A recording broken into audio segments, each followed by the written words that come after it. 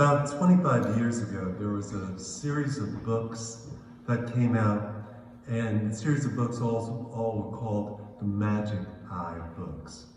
Now, these were a hit for a while, and everybody knew about them, and they actually spent about 73 weeks on the New York Times bestseller list. And actually, I have a couple of them myself too, and I wish I could have brought one of them along. They're at my brother's place, and with the schedule for the Holy Day, I didn't get there this week.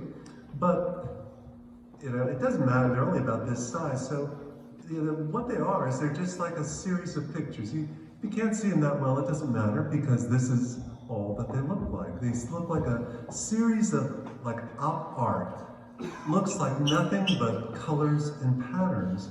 And it's intended to be like this because these images are called autostereograms. And this is what allows some people to see three-dimensional images when you just focus on a two-dimensional pattern. Now, I'll give you an example of something that probably more people could relate to than that is, have you ever gone to a movie that's a 3D movie, right? So they give you what? They give you special glasses that you put on ahead of time, and you go on with the glasses, and what happens when you see this movie? All of a sudden, when they throw a spear, it's coming right at you, and before you know it, the birds are all around your head, right? And things like that. That's the two-dimensional becomes three-dimensional.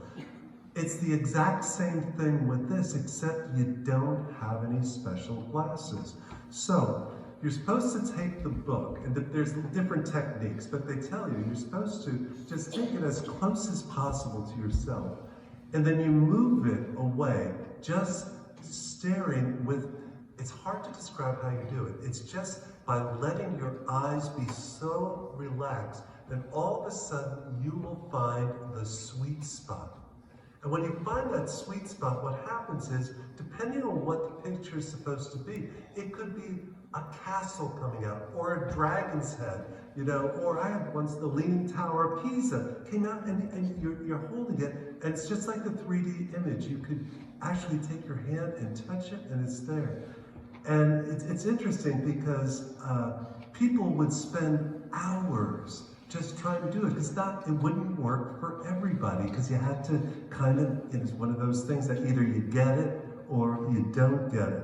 And it was wild to see, some people that would do this because the ones that get it, you could see, and the ones that didn't get it, probably got a lot of headaches just staring at that for so long then too. But the book, Magic Eye, had a tagline that went on. So it's Magic Eye, and then it was the new way of looking at the world. Now I want you to remember that concept as we focus our attention on the scriptures today, and especially the gospel with our friend Zacchaeus. So he, Zacchaeus, ran ahead and climbed the sycamore tree in order to see Jesus. Now you gotta love Zacchaeus. The image of this little guy, short in stature, scrambling up this tall tree is almost comical. Were other people doing it, or was he the only one? We don't know. But the one thing seems clear is that Zacchaeus knew that there was virtually no chance of him seeing Jesus unless he did something. And it wasn't going to happen if he just stood behind the crowd. Even if he stood on his tiptoes, he still was not going to be able to see Jesus. And so he thought for a second, and then he realized that he needed a whole new different vantage point. He needed a whole new angle, a whole new perspective, and he wasted no time in trying to change his view. Now, I'm guessing that scrambling up a sycamore tree is not the easiest thing to do. And I'm guessing that Zacchaeus is not an agile teenager anymore. And I'm guessing that he's probably wearing sandals. And I'm guessing that he may never have done such a thing before, or at least not for a very long time. And yet, he does it anyways, because nothing is going to stop him. And you know what? he gets what he came for. He gets that glimpse of Jesus. And in turn, Jesus gets that glimpse of him. And then something remarkable happens, an encounter. And then Zacchaeus is never the same again. Now, I don't have to tell you that it's easy to get discouraged when we take close looks at the world around us. We have access to so much information that we hear. We hear nearly every negative thing that's happening around the globe almost instantaneously. We see so much unrest. We see so many instances of one group of people despising or looking down on another group of people and vice versa. And so many people go hungry or are without shelter or without a government that will look out for them and protect them. And so many of our very young people are exposed to so many grown-up things at a way too early age. And so many relationships are falling apart.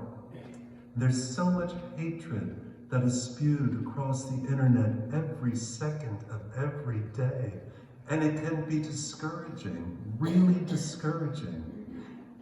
Though there are many very smart people who might argue that we actually might be living in one of the most peaceful times in the history of humankind, and also an era where the highest average standard of living is. And they could equate that to being the best time to be alive would be right now. And that very well may be true. But with our knowledge and our exposure to nearly every single negative thing happening just about everywhere in the world, it often doesn't feel that way.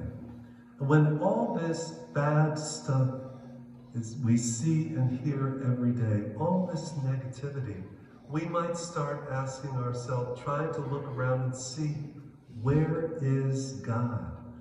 I don't see him anywhere. Has he abandoned us? Has he left us to fend for ourselves?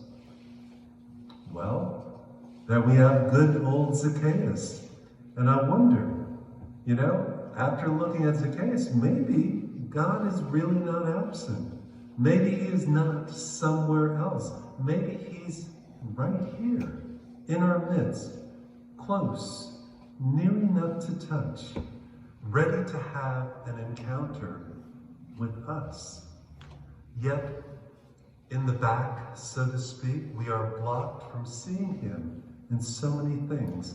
Things which don't allow us that rich and right vantage point, that proper perspective, that best position or opportunity to see the Lord around us.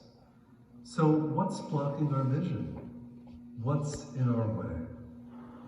Our prejudice, for sure. No question about that. When I say our prejudice, I mean our preconceived notions about how things are supposed to be. And that's a big one. And then we have other things like our egos, our selfishness, our self-righteousness, our cynicism, our sense of entitlement, that things that are owed to us, and our unwillingness to forgive. And the list can go on, and all these things get in our way and keep us from seeing goodness and the hope and the promises and the beauty that is God, and that is all around us. Maybe we need our own sycamore tree. Maybe we need our own magic eye book to help us acquire that new way of seeing, that different perspective.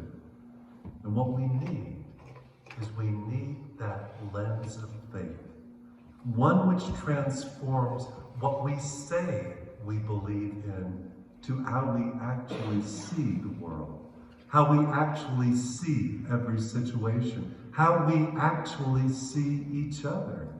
But these things just don't happen by accident. We just can't remain passive and expect God to do it or God to force himself on us. Rather, we need to do what Zacchaeus did, to find a way to embrace a different way of seeing, embrace a different view. And maybe we simply need to ask Jesus to help us see the world as he sees it, as he sees you, as he sees me, and as he sees every single person.